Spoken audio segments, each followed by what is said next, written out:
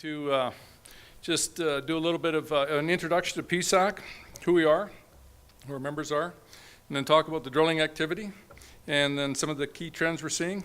And I'll close out tonight talking about our working energy commitment, and which is intended to create or enhance better opportunities of dialogue between our members and the communities where we live and work.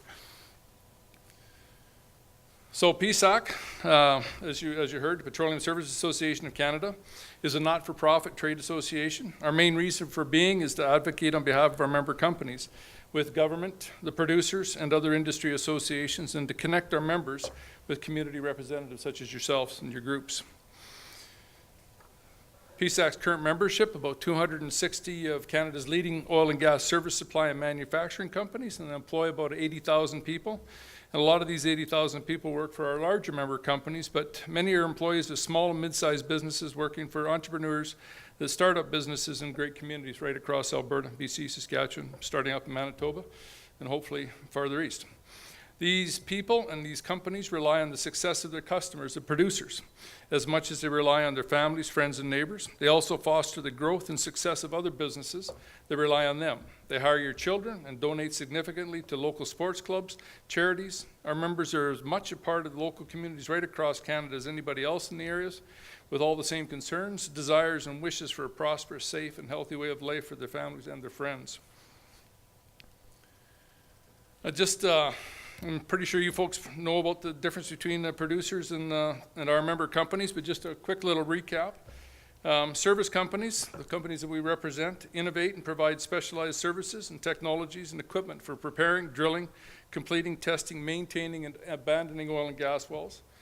PSAC member companies are also the ones that do hydraulic fracturing for their customers and provide other related services. There's 11 hydraulic fracturing or pumping service companies in Canada, and they're all members of PSAC.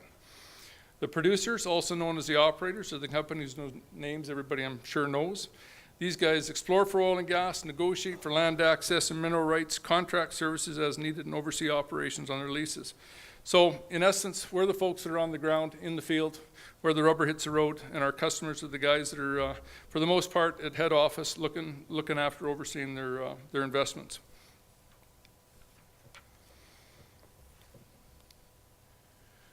So, as it was mentioned about the drilling activity forecast, so just to kind of set the stage for where we're at, and a little peek into what we think is going to happen in the near future.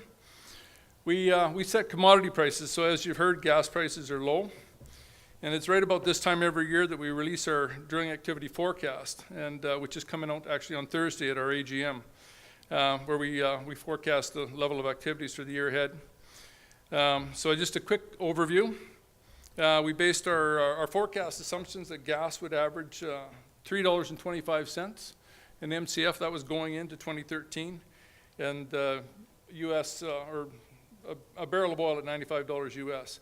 So the average to date on these two commodities, the gas over the last year is set at $3.08 an MCF, and oil's at about $98. So our average was fairly close throughout the year.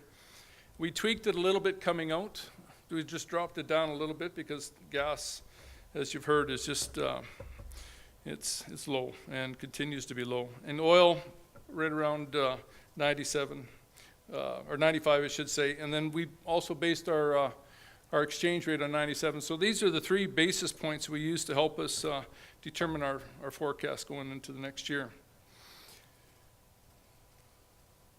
So for 2013 going in, we forecast 11,400 wells. These are just rigs released, not necessarily completed. We dropped that down by just over 400 wells over the year. Some of the key things impacting the activities were the flooding to a certain degree, and the low gas prices are continuing to take its toll on some of the smaller producers, and like I said, it's just not economical. And I've got a few slides to show you some of the regions where gas is being drilled at, and you'll understand where it just doesn't make sense at these prices. So here's a snapshot of the last 5 years to provide a bit of an idea of the trend. So as you can see, we came out of the 2008 slump with steady increases over 2010 through 11. And then 2012, we peaked out there, but then we've been seeing a bit of a decline. And again, this is just, oops, sorry, get this thing right. just, it's steadied down over the last couple of years, but it's just, again, in large part because of gas prices, and I'll have some numbers on that, and weather conditions, as you heard, like natural disasters, things that we can't really foresee that affect the ability of the equipment to get in and out of the field, move to location. So here's just a nice quick snapshot, as you saw earlier on other slides, but this is, just kind of drills down to where the PSAC members sit with respect to the actual equipment and drilling the types of wells. So the shift, as you see, has changed significantly, where oil's taken a significant climb. So prior to that, obviously, if I backed up 5 more years, natural gas was dominant. We were seeing prices $6 and $7 an MCF, which makes it a reasonable target to go after, as indicated, for return on your investment. And then this is the forecast by province. So the changes on the 2013. Alberta dropped 187 wells, and again, I indicated there'll be a little bit more definition on some of the slides. Saskatchewan outperformed our expectations, going up 153 wells, and BC as well. And BC there again, foreign investment, that the Progress Energy piece, some foreign money came in, and they ramped up on their hiring of the rigs and activity in the Northeast. Again, as you heard in the Horn River, that's gas. And that's in anticipation of, as you heard, getting our product offshore and getting better prices. They're mostly bigger players in those areas that can afford to drill, and in a lot of cases just cap those wells and sit on them until they can get a better return on their investment. But it definitely picked up. BC, as I mentioned, up to 70. Pardon me, Saskatchewan 153, BC 70. Manitoba is doing extremely well. They're just early stages of ramping up their activity. They're building infrastructure. They're hoping for that east-west pipeline because that'll give them more access to market. They're ramping up rail car activity. So it's kind of interesting there. Then the other is Eastern Canada, and then the north, we're starting to see some activity up there. So just a little bit of a breakdown. What PSAC does is we've taken the Canadian, we call the PSAC map, and we've broken Canada out into geological regions. And so this just kind of highlights those areas. So here, again, you heard about our area maps, AB1, 2, and 3. So AB1, as I mentioned, is right into the Rockies. That's deep gas. It's sour gas. It's expensive to exploit, to get drilling rigs in and drill deep. So it's really just not that economical. But as you also saw, that fairway, the Cardium fairway, right from south to north, is the Pembina field, the Cardium, the Duvernay, and that's going to be fairly consistent over the next year. Just steady as she goes, just because of the oil prices are giving a good return, and the gas that they're going after is liquids rich, so they get a fairly good return on that. So, and then AB3 is in the southeast corner down there. That's coal bed methane, and again, it was affected by flooding. And we're just not going after that. I mean, that's dry gas. That's probably the lowest return, and just sort of quiet in that area. So you can see the flat along the bottom with respect to, or the foothills, pardon me, and then AB3 and AB2. Then we roll into area maps AB4, AB5. So we've got East Central, no significant changes. This is just over the last year, and then. A slight decline in AB5, just again, steady as you go. Overall, for the year, it's, like I said, we dropped down about 400 wells, so it's just kind of steady. What's interesting is that this is only half of what we drilled in 05, 06 when the boom was on and gas prices were right where we drilled over 20,000 wells in Western Canada. And so only half the number of wells, but steady. So like right now, the lineups at Tim Hortons are reasonably comfortable. But if gas prices go up to $6 or $7, we're going to see those long, painful lineups once again. So that's a little peek into my crystal ball early in the game here. Wells by breakdown. Again, it's just covering a little bit more detail with respect to, from our perspective. Whereas the horizontal wells, as you heard, because of horizontal, we've always been able to directional drill and steer the bit. As you heard, we've gotten really good. We've improved over the years the ability to steer steer the bit. We essentially have the instrumentation. We could steer that bit in northeastern BC from right in this room if we had the computer setups, and within a very significant degree of accuracy. We've taken that ability with, as you heard, the hydraulic fracturing piece, where we can actually, it's called multi-stage now. So it's the marriage of two existing technologies. We fracked successfully in Canada in 1953 in Drayton Valley, one of their discovery wells. And one of our member companies fracked successfully in Verdun, Manitoba in 1951. There's well over 175,000 wells have been hydraulically fractured. And a quick analogy for me is everybody's kind of got a picture in their head of the Wright brothers learning how to control that airplane in the early days and flying it, versus today at the A380s and our 747s and where we can travel. That's hydraulic fracturing and multi-stage hydraulic fracturing and directional or horizontal drilling. We've been able to do it for a number of years. What we've done is gotten good at it and married these two existing technologies to open up these plays and these resources. As you heard, that we've known they're there, we just couldn't get at them economically or safely or efficiently. Well, now we are over the last 4 or 5 years. Proud to say PSAC member companies are playing a significant role in developing that technology. And there again, the shift.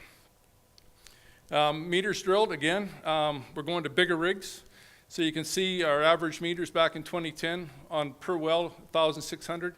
Now we're drilling over 2,000 meters, so we're going down, as you heard, vertical, and then we're steering that bit around the corner, building an angle, and then drilling out 2 miles into the horizontal leg. And we're essentially giving our customers 5 wells in one, because instead of 1 vertical well, we're drilling down and then out and giving them like the exposure of, say, 5 vertical wells from 1 horizontal leg. So a very significant lessening of the surface impact. So in the 1970s, we'd clear 20 acres of bush and put a rig in there and drill 1 vertical well. Today, we're clearing less than 2 acres and drilling 16 wells from 1 location, and just steering that bit away from each well and getting the production, a significant increase in production. I sidetracked from my notes. So the working energy commitment, those are the numbers. Stop me when I start talking too long here. The working energy commitment, because there's been a significant increase in awareness about the industry and hydraulic fracturing, there's just more complex wells. We're seeing fewer wells drilled, as I mentioned. And because of the increasing level of public interest, PSAC launched our working energy commitment a few months ago. The concept of our working energy commitment stems from the fact that our members, as I mentioned, are on the front lines of the oilfield services industry, living and working in near hundreds of communities right across Canada. So when you think of working energy, you think of our members, your next door neighbors. The working energy commitment is our way of communicating the commitment of our members to listen to and openly discuss public concerns about oil and natural gas development. The program is also designed to raise awareness of the efforts our members are putting into mitigating the impact of their activities on local communities to ensure the safety of their workers and the general public, and showcase the services and the technologies they provide that underscore the commitment they make every day to a job well done. This is just a snapshot of those member companies that have committed to supporting the working energy commitment. Like I mentioned, these are pretty much all of them in Canada, and what they support is not just there's only 11 of them listed here. It's the rest of our membership, to a certain degree, relies on the success of hydraulic fracturing, as well as the companies that are living and working and operating in local communities and reliant on the outcomes of supporting the energy services sector. The working energy commitment, it began with a statement of principles that reflect how our members already operated, and this set of high-level values is also guiding us as we communicate and collaborate with you, the on-the-ground stakeholders. So we've been out and about into communities, just a snapshot there. We've spoken to well over 100, hundreds of people and groups from 8 areas in 4 western provinces. We're going to be going across Canada here, New Brunswick next week at the Mining and Petroleum Conference. And part of the rationale for that is that the lessons that we've learned here in the West need to be shared across Canada so that folks can hear about the benefits of developing gas projects in their own regions, in their own areas. So out of all of these sessions, these are the main things that we heard, and we've drafted a hydraulic fracturing code of conduct that defines our mutual expectations for working together, and one that reflects the standard practices for sound technical and environmental performance when fracturing a well. Our draft code of conduct is structured within 5 key areas, as you see mentioned here. And as I mentioned, we'll be unveiling this code on Thursday at our AGM. And it'll focus, as I mentioned here, on water and environment, fracturing fluid disclosure, technology development, health, safety and training, and community engagement. So just wanted to touch on a few of the things that we're doing in the communities. So our Community Partners Program, we launched this based on some feedback we got back in 2010. And as the sessions that we've been doing around the communities have just tied into this this whole Community Partners Program in a significant way, that we've reinforced or built up the website, rejuvenated it a bit, and just it's just a reinforcement for our folks that are in the fields to be a lot more more courteous and thoughtful when they're working in your areas. But the input, like I said, it was significant. It was consistent across all the areas that we went to. Was water was a concern, water usage and reusage with respect to hydraulic fracturing. And then just thanks for coming out and communicating with us and letting us know what you're doing. We're going to continue to grow this program. And as well, what we've done is enhanced our another website called oilandgasinfo.ca, which includes another link to a site called Frackopedia, which is a source of information about hydraulic fracturing in Canada. And also Patchworks here. It's just a one-pager that we release every month with a bit of just a simplified version of what we do in the patch. 6 of them in 2013 dealt with hydraulic fracturing, but it's everything from rig mats to pad construction to just even the lingo on the rigs. So, the future trends, as I mentioned. The Tim Hortons lineups are reasonably good right now. Over the next year, without giving away the numbers that I'm going to announce on Thursday night, we're looking at steady activity. Again, just on everything you've seen so far with respect to the chase for oil over gas because of gas prices. The significant thing that's going to happen, that will need to happen in order to boost activity back up again, is higher gas prices. So there's nothing on my crystal ball to indicate any change in gas prices over the next year. There are a little bit of rumblings towards the end of 2014. There might be some strengthening, but in everything that I've been looking at, I can't see any rationale behind that at this point in time, other than confidence that we'll start to see some of these projects firm up and we'll get our gas offshore. And if we get our gas offshore, as indicated earlier, we'll get a better return, and that'll make a difference. But right now, for this year, just for the next year going ahead, steady as she goes, and gas prices need to come up. Oil can hold at around $100. That's a comfortable price to be for us, all of us that put gas in our tanks. And